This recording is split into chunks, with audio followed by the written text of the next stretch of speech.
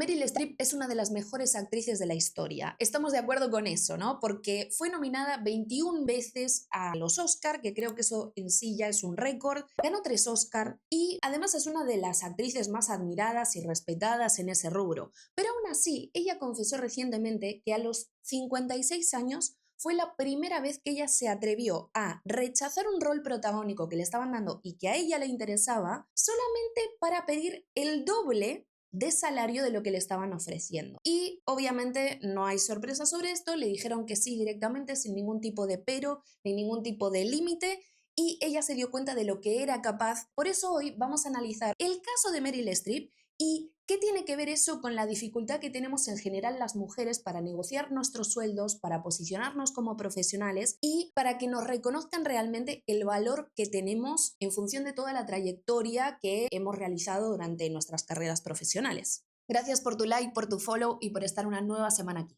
Bienvenido, bienvenida a un nuevo episodio de ¿Qué tiene que ver? Tu análisis de cultura pop aplicado al mundo laboral. Soy Marina Loza, fundadora de Interpersonal Lab, y llevo años analizando cómo nos posicionamos, lideramos y comunicamos en nuestros trabajos. En este espacio miramos la cultura pop con una visión estratégica. ¿Qué nos puede enseñar Pedro Pascal sobre la ansiedad en espacios públicos? ¿Por qué Taylor Swift es un caso interesante de liderazgo estratégico? ¿Qué podemos aprender de la cultura de trabajo de Rosalía? Lo que vemos en la cultura pop muchas veces explica mejor el trabajo que cualquier manual. Ya volví de nuevo después de estar una semana enferma, totalmente engripada. Yo sé que la semana pasada tocaba episodio y no pudo ser porque, como saben, este podcast está autogestionado, autoeditado, autoguionado, entonces me fue imposible grabar nada nuevo o editar algo de lo que ya tenía, pero hoy tenemos un súper episodio, me encanta hablar de este tipo de cosas, amo a Meryl Streep, con lo cual vamos un poco a lo que nos compete. ¿Qué es? Ella, recién a sus 56 años, confiesa que pudo realizar este tipo de negociaciones sobre su salario. Pero si lo pensamos y lo analizamos, Meryl Streep no era una actriz desconocida cuando tenía 56 años. De hecho, ella misma confiesa que en ese momento ya estaba pensando en retirarse, a lo mejor, con lo cual ya había ganado sus Oscars, ya había hecho un montón de películas que vamos a recordar siempre y que van a quedar en la historia. Entonces, si este tipo de dificultades se le generan a alguien con una trayectoria como Meryl Streep, ¿qué nos queda al resto de mujeres y qué nos queda al resto de las mortales?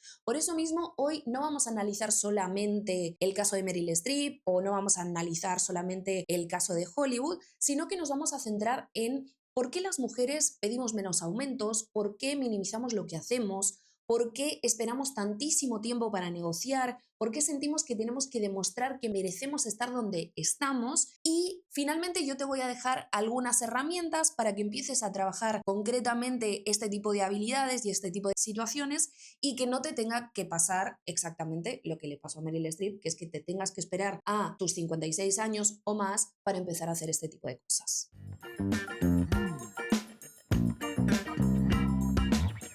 Acaban de estrenar la segunda parte de la película del Diablo Viste de Prada, que si estás en Latinoamérica le dirás El Diablo Viste a la Moda.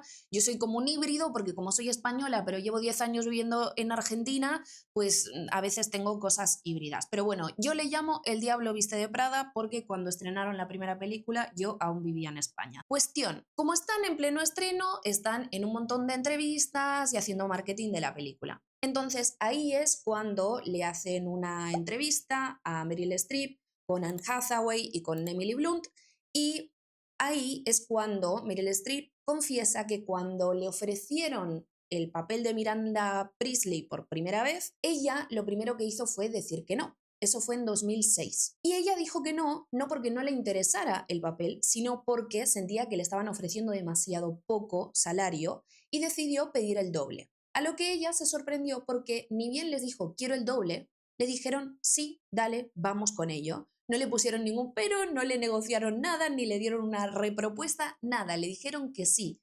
Y ahí ella se dio cuenta y dijo, yo no sabía que era capaz de hacer este tipo de cosas. Y en ese momento yo tenía 56 años, con lo cual ella se dio cuenta de lo mucho que había desaprovechado para negociar lo que ella es capaz de hacer y lo que vale. Y también algo que dijo que para mí es clave en esa entrevista es que ella sabía que la necesitaban para que esa película tuviera mucho éxito. A ella le gustó el guión, a ella le gustó lo que estaban proponiendo, pero ella sabía que la necesitaban a ella para ese papel en particular. Por eso es que supo que podía negociar el sueldo. Pero bueno, a mí lo que me interesa acá es que ella planteaba que antes de haber hecho esto y haber hecho esta negociación, ella no sabía que tenía este tipo de poder. Yo sé que con esto hay muchas mujeres que se van a sentir identificadas. Yo de hecho trabajo con mujeres profesionales que buscan reposicionarse profesionalmente para ascender, para pedir aumentos, para cambiar de trabajo, para buscar mejores oportunidades laborales. Y me lo encuentro constantemente. Entonces, no hace falta estar en Hollywood para sentirse de esta manera. Y realmente me pasa eso, que veo mujeres con trayectorias muy largas, con logros que realmente son muy concretos, que han tenido reconocimientos externos, reconocimientos incluso internacionales, ascensos, pero que sienten que pedir más dinero, pedir visibilidad o pedir reconocimiento es demasiado y que siempre tienen que demostrar un poquito más. Y aquí analizando todo lo que es la carrera de Meryl Streep, entrevistas que ha hecho ella, yo lo que encuentro es ciertos patrones de inseguridad que ella fue mostrando durante el tiempo y que tienen mucho sentido con lo que terminó pasando después de tantos años y que recién a sus 56 años ella se atreviera a hacer este tipo de cosas. Por ejemplo, ella habla en muchas entrevistas de que al inicio de su carrera ella se presentó para hacer la película de King Kong y le dijeron que ella no era suficientemente atractiva para ese tipo de películas. Y ella durante mucho tiempo no se sintió suficientemente linda, bonita para lo que es Hollywood. Y luego también en muchas otras entrevistas ella ha reconocido que las mujeres siempre hemos sido socializadas para ser agradables, para no dar problemas, para ser mucho más complacientes. Y esto en particular no solamente lo ha planteado y lo dice y lo demuestra Meryl Streep, sino que también lo han dicho muchas otras actrices también muy respetadas, como por ejemplo Kate Winslet, como por ejemplo también Patricia Arquette, que de hecho su discurso cuando ella ganó un Oscar en 2015 por la película de Boyhood, nos dejó el gran meme de Meryl Streep levantándose y aplaudiendo, justamente porque Patricia Arquette estaba hablando de las desigualdades salariales que había en Hollywood respecto a hombres y mujeres. Y luego también recientemente lo hizo Gwyneth Paltrow, que de hecho yo también hice un pequeño análisis en redes sociales sobre este caso en particular, de que ella hablaba de cómo durante mucho tiempo y en su carrera sintió que tenía que ser complaciente y no dar problemas a los directores hombres. Así que lo que sacamos de aquí es que Meryl Streep no es la única a la que le pasa esto. Siento que es un gran ejemplo para analizar precisamente por toda la trayectoria que ella tiene y hay un montón de información y un montón de jugo para sacar de toda esta situación. Pero Hollywood obviamente se caracteriza por históricamente tener ciertas desigualdades salariales y es de alguna manera un espejo de lo que pasa a nivel global, a nivel de brecha salarial. Entonces, esto no es solamente una cuestión de autoestima, sino que hay ciertos patrones sociales detrás que es importante que analicemos. Ok, entonces analicemos por qué esto va más allá de Hollywood y por qué nos pasa a tantísimas mujeres. Yo aquí primero quiero hacer un pequeño disclaimer porque ya hablé sobre este caso de Meryl Streep en redes sociales y ya hubo una persona que me planteó, oh, yo soy mujer, a mí no me cuesta hacer esto, ¿qué quiere decir que entonces soy un hombre? No, el disclaimer está en que aquí lo que vamos a hacer es analizar ciertos patrones y tendencias. Eso no quiere decir que esto que vamos a describir en este episodio le pase al 100% de las mujeres y que no le pase a ningún hombre en el planeta, pero sí hay ciertas tendencias y ciertos estudios que nos indican que esto pasa generalmente y muchísimo más hacia las mujeres. Y aquí en este bloque me voy a poner aquí un modo Hermione y vamos a analizar algunos estudios y de qué hablan algunos estudios sobre esta temática en particular, sobre por qué las mujeres nos valoramos menos o pedimos menos aumentos de sueldo o nos pasan situaciones como la de Meryl Streep en particular. En primer lugar tenemos el artículo de Linda Babcock que se llama Women Don't Ask. De hecho publicó un libro sobre esto en 2003 y hicieron varias reediciones y un poco lo que estudiaban era por qué las mujeres negociamos menos nuestros salarios. Y algo que encontró ella en este estudio en particular es que para personas que habían estudiado en másters, las mujeres que salían de esas maestrías cuando buscaban un trabajo y les ofrecían un salario, las mujeres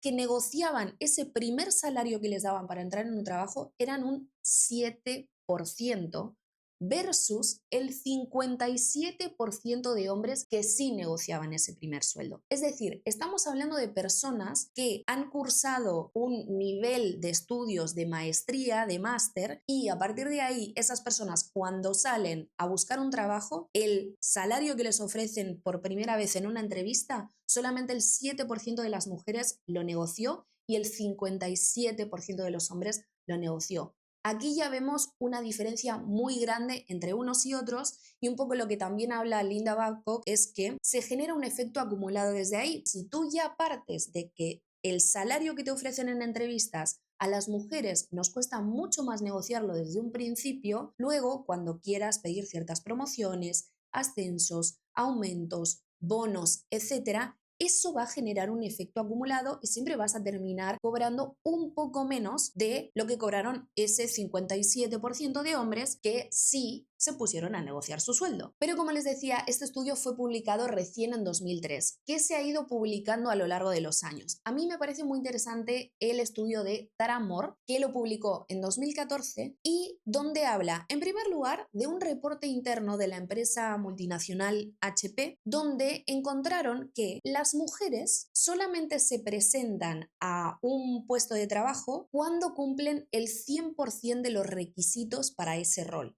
En cambio, los hombres se presentan a los trabajos, a ciertos roles, cuando cumplen el 60% de esos requisitos. Aquí el primer insight, la primera conclusión que tomamos de este tipo de estudios es que los hombres claramente tienen más confianza que las mujeres. Pero Tara Moore va más allá y estudió más allá de lo que le enseñaba este tipo de reportes. Y algo que descubrió es que muchas veces las mujeres sentimos que sí somos capaces de hacer ese trabajo, pero si sentimos que no cumplimos los requisitos, tenemos miedo a ser percibidas como incompetentes o como poco preparadas.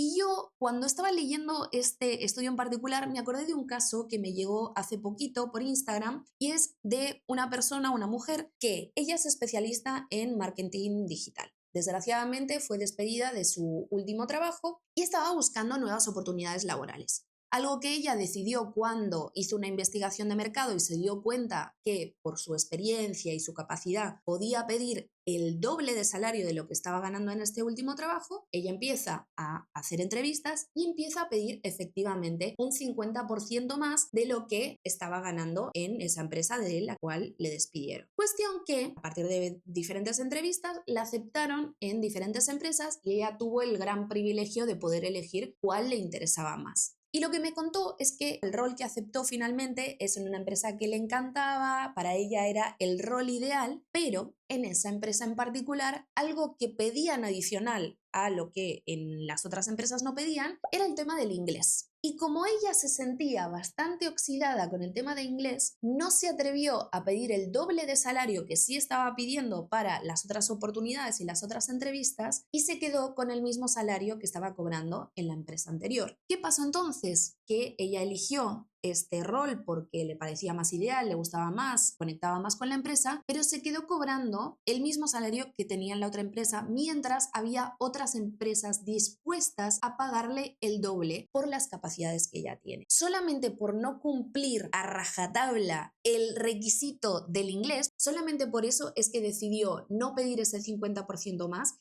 y se quedó con un salario muchísimo menor de lo que le habrían dado en otras empresas que ya se lo habían aceptado. Entonces, este creo que es un gran ejemplo de cómo nos pasa que muchas veces sabemos y sentimos que somos capaces de cumplir con lo que pide un rol, pero si de repente sentimos que hay un requisito en particular que no estamos cumpliendo, nos tiramos para abajo. Y es que las mujeres normalmente estamos más socializadas para no molestar, para cumplir expectativas, para no parecer demasiado ambiciosas, tampoco parecer arrogantes. Estamos socializadas para ser agradables, responsables, correctas, mientras los hombres son más socializados para probar, para innovar, para arriesgarse, para asumir riesgos, para exponerse, para competir, para negociar. Todo eso que vamos aprendiendo y para lo cual somos socializados desde bien chiquitos, desde bien chiquitas, genera consecuencias como esta a nivel salarial y a nivel de querer cumplir expectativas, requisitos, etc.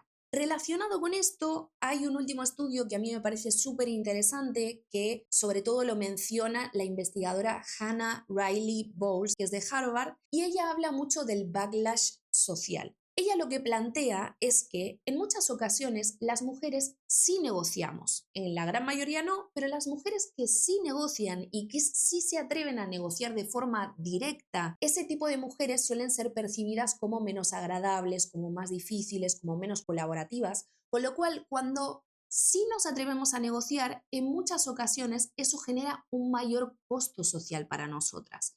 Y esto explica muchas dinámicas laborales, explica que como mujeres tendamos a minimizar nuestros logros, a pedir perdón todo el tiempo, a suavizar muchísimo nuestras opiniones, a esperar muchísimos años para pedir un aumento, como por ejemplo lo que le pasa a Meryl Streep, o incluso que sintamos culpa cuando ponemos límites. Y yo esto me lo encuentro constantemente trabajando con mujeres en mis mentorías. Mujeres, de nuevo, con muchísima trayectoria, con logros muy concretos, que tratan de suavizar sus opiniones para no ser percibidas como difíciles, como poco colaborativas, y donde se encuentra muchísimo este factor de la culpa y la necesidad de pedir perdón muchas veces por decir nuestra opinión.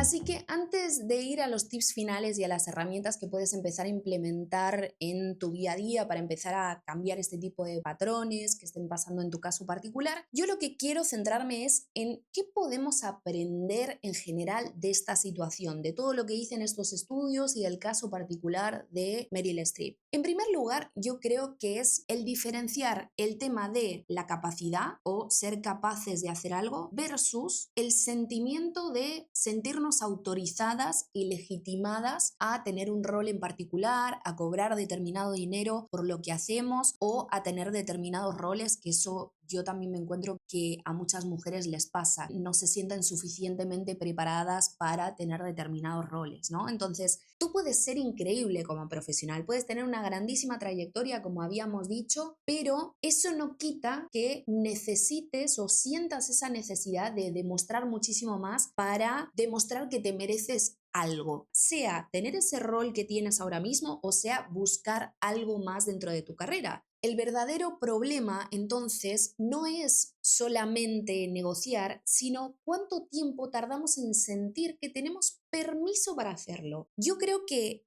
en el caso de Meryl Streep, ella no negoció mejor a sus 56 años mágicamente porque desapareció su síndrome del impostor que le había acompañado durante un montón de años con esto de que no era suficientemente atractiva o por ser mujer no se merecía lo mismo que sus compañeros hombres en las películas. Ese síndrome del impostor probablemente no desapareció del todo. Ella finalmente negoció mejor porque entendió que ellos y que la película dependía de que ella estuviera ahí. Eso implica reconocer su propia identidad profesional, reconocer todo lo que es capaz de hacer y también ir viendo y reconociendo poco a poco lo que ella aporta como actriz y como profesional a cada proyecto del que ella es parte.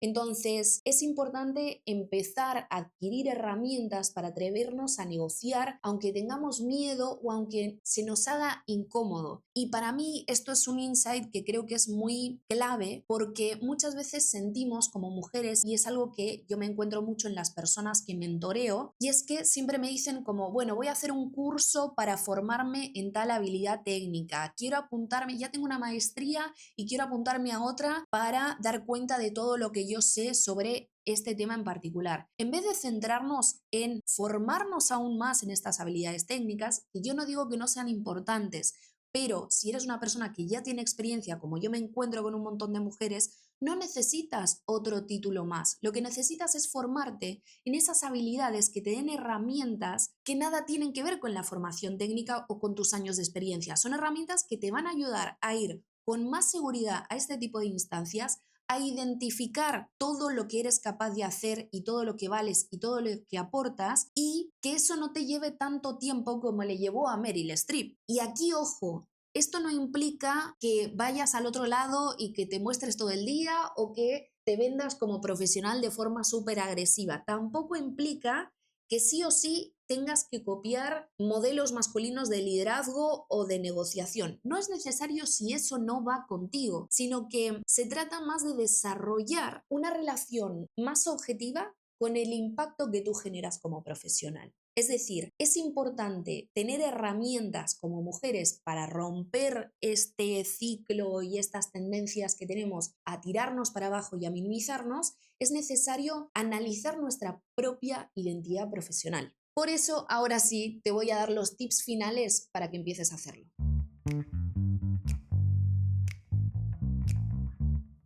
Dicho esto, vamos a el primer tip. Parece muy simple, parece muy bobo, parece una tontería porque mucha gente me lo ha dicho, y es que hagas una lista de tus fortalezas y de tus logros. No de las tareas que haces, de tus fortalezas y de tus logros, aunque sean logros chiquitos, pero que sean logros. Si te sirve dividirlo por cada empresa en la que estuviste o por cada rol que tuviste, genial. Y algo que yo recomiendo mucho, generalmente a las personas nos suele costar encontrar nuestras fortalezas porque las solemos naturalizar y las solemos normalizar. Entonces, te recomiendo que si eres una de esas personas, arranques por la lista de logros y luego, cuando tengas toda esa lista de logros, trates de buscar patrones en esos logros y ahí vas a encontrar tus fortalezas. Y si aún así también te cuesta encontrar el tema de las fortalezas, te recomiendo que preguntes a tus colegas alrededor, a tu jefe, a tu jefa, a tu líder e incluso, si es necesario, a tus amistades y a tu familia que te den un feedback sobre qué fortalezas tienes tú como profesional y también como persona. No busques respuestas perfectas. Si no te salen grandes logros, no pasa nada. Y también es una lista que no es que empieza y termina y ya está, es una lista que se va sumando en función de todas las experiencias que tú vayas adquiriendo como profesional, así que te recomiendo tenerla, sea subida a un Drive, a Notion, a lo que sea, para que la vayas sumando en función de feedback que vayas recibiendo sobre algunas fortalezas que tengas como profesional o logros que vayas obteniendo dentro de tu carrera. El tip 2 es que identifiques patrones sobre cómo hablas de ti profesionalmente. Y esto es muy importante. ¿Cuál es el diálogo interno que tienes contigo misma como profesional y durante tu trabajo? ¿Generalizas lo que haces cuando te presentas? Esto yo me lo encuentro muchísimo. Mujeres que cuando están en espacios de networking o para encontrar potenciales aliados, aliadas, y les preguntan a qué se dedican, contestan cosas muy genéricas que no generan demasiado interés precisamente porque son genéricas y terminan invisibilizando todo lo que son capaces de hacer, todo lo que han logrado y el impacto que generan como profesionales. Entonces, súper importante que te hagas esta pregunta. Yo creo que es muy importante que cuando identifiques patrones sobre cómo hablas de ti profesionalmente, puedas preguntarte, cuando te felicitan por algo que has hecho bien, sea chiquito o sea grande, cuando tú recibes un reconocimiento sobre tu trabajo, ¿lo minimizas por sentir que algo es normal? Porque hay algo muy habitual en profesionales en general, pero sobre todo por todo esto que hemos dicho de las tendencias en mujeres, a normalizar las cosas que hacemos bien y las cosas en las que nos destacamos precisamente porque se nos hacen muy fáciles. Como se nos hacen tan fáciles hacerlas y de manera tan natural, sentimos que al resto de la gente también. Y poco a poco nos vamos dando cuenta que quizá no es así. ¿Cómo puedes empezar a detectar esto? Cuando la gente de repente te empieza a dar feedback sobre las mismas cosas. O cuando tú haces algo que para ti es súper básico y normal y la gente se sorprende y dice, qué bueno ese mail que me mandaste en particular, qué bueno ese reporte que hiciste y lo detallado que está, qué buena investigación que hiciste sobre tal cosa. Y tú piensas, me llevo 5 minutos. Bueno, eso probablemente tenga que ver con una fortaleza que tenemos como profesionales y que la tenemos un poco naturalizada. Te dejo esas 3 preguntas para empezar a identificar patrones sobre cómo hablas de ti profesionalmente y que poco a poco en las diferentes instancias donde tengas que irte presentando, sea esta semana, la semana que viene, en los próximos meses, empieces a identificar ese tipo de patrones en particular. Y de nuevo, como digo siempre, no te fustigues si de repente encuentras patrones que no son los que a ti te gustan más o que te das cuenta que no te estás valorando lo suficiente. Ese es el primer paso para empezar a darle la vuelta. Porque esto nos lleva directamente al tip 3 de este episodio, que es que empieces a habituarte y a tener el hábito de pedir. ¿Cómo? ¿Qué? Bueno, lo que sea progresivamente para que no te sientas increíblemente incómoda. A lo mejor eres una persona que le cuesta mucho pedir un aumento, pedir un ascenso, pedir un día libre, pedir vacaciones, miles de cosas podríamos poner aquí de ejemplo, pero a lo mejor eres de esas personas que les cuesta mucho realmente pedir, entonces de repente yo decirte que pidas un aumento de sueldo te va a ser un montón. Entonces yo lo que te recomiendo es que sea algo que hagas de manera progresiva para ir generando ese hábito. Por ejemplo, pedir feedback concreto para saber qué busca tu jefe de ti. A lo mejor si eres una persona que quiere crecer, lo mejor que puedes hacer es pedir feedback y decir, yo tengo ganas de crecer, ¿qué necesito mejorar para estar mejor posicionada para hacerlo? Porque obviamente nadie te puede dar un 100% de garantías de un ascenso, pero sí puedes hacer determinadas acciones para ir posicionándote mejor y tener más chances de que si sale una oportunidad de ascenso, finalmente seas tú la persona seleccionada. También otra cosa que puedes pedir es negociar plazos de entrega, algo muy cotidiano y muy tranquilo, pero para ir poco a poco generando ese hábito. También puedes pedir liderar una reunión, que eso te ayude a empezar a generar más autoridad dentro del equipo, del proyecto donde te estés desarrollando ahora mismo. Y también puedes pedir algún límite que hoy te esté complicando en tu día a día laboral. Esa persona que te manda un reporte al día siguiente del deadline y que le puedas decir lo importante que es para ti que cumpla con el deadline para enviarte ese reporte.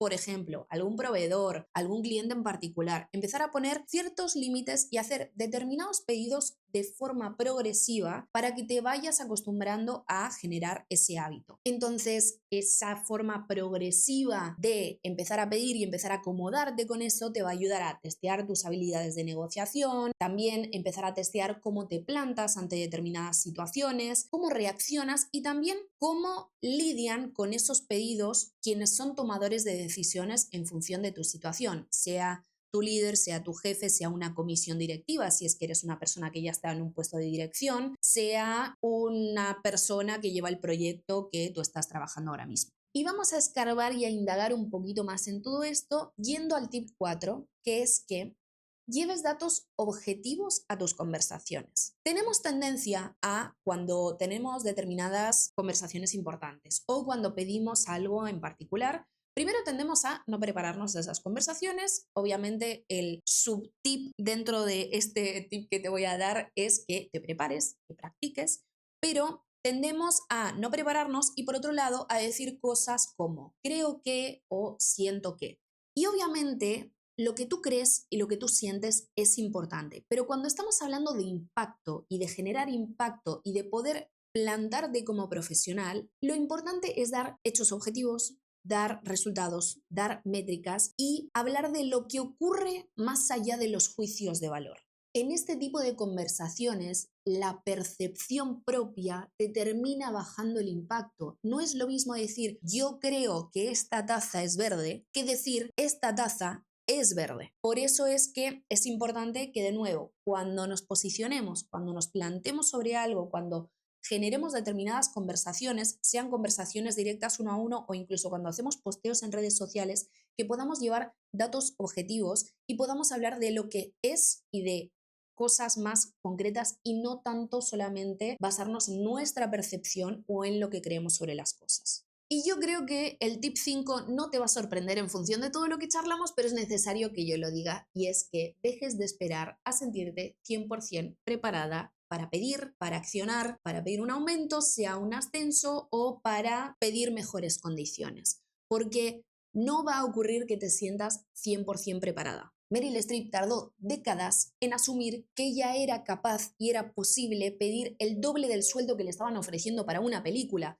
Es necesario que nos atrevamos a hacer las cosas sin estar 100% seguras. Si eres una persona muy precavida, que suele sentirse muy incómoda al no sentirse preparada para algo, de nuevo, como decíamos antes, hazlo de manera progresiva, pero empieza a atreverte cada vez más. Te vas a dar cuenta que hay un montón de sí que te están esperando y solo están esperando a que te atrevas. A lo mejor te vas a encontrar algún no en el camino, pero eso también es un aprendizaje. No sintamos culpa por el rechazo, por decir que no, porque es algo normal en una carrera profesional, sobre todo cuanto más ascendemos y más experiencia tenemos en nuestras carreras profesionales, suele haber cada vez más competencia, pero eso no quiere decir que no tengamos que seguir atreviéndonos y aprendiendo de los nos y de los sí que vayamos recibiendo. Y si todo esto falla y sigues sintiendo culpa, si sigues sintiendo que todavía te falta algo para posicionarte mejor, para pedir más o para exponerte más profesionalmente, yo te recomiendo que recuerdes que no es falta de capacidad, sino que llevamos años de socialización aprendiendo a minimizar nuestra capacidad. Y aquí volvemos a la pregunta, a la esencia principal del episodio. ¿Qué tiene que ver el caso de Meryl Streep con pedir lo que vales como profesional? Que nuestra percepción sobre cuánto valemos como profesionales no tiene tanto que ver con la capacidad y la trayectoria que tengamos, sino con qué tan internalizado tenemos el hábito de minimizarnos como profesionales y también cuánto tiempo necesitamos para darnos cuenta de lo que valemos realmente. Gracias de nuevo por estar acá, por tu like, por tu comentario. Todo eso me sirve para que el algoritmo me ayude a llegar a más gente, porque mi objetivo es cada vez ayudar a más profesionales, llegar a más profesionales a que se sepan posicionar, a lograr cada vez más aumentos, cada vez más ascensos y cada vez más cambios de trabajos que les den mejores oportunidades a cada una de las personas que están del otro lado. Así que muchísimas gracias por estar aquí, por compartirlo y por escuchar.